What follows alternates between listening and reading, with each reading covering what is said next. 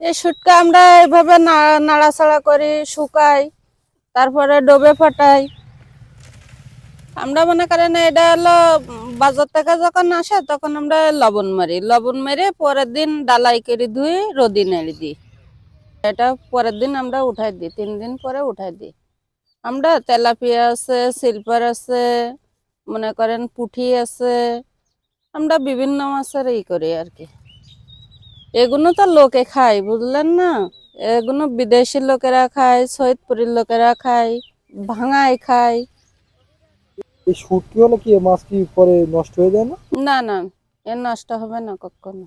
এ তো লবণের জিনিস, বুঝলেন না? আপনারা এই এত মাছ কোথা থেকে জোগাড় করেন?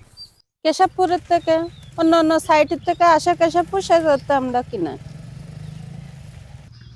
দাদু, জি। কি মাছ এ? শুটকি পুঁটি মাছ। এ কি হবে এত ফুটি? খাওয়া হবে, খাওয়া হবে।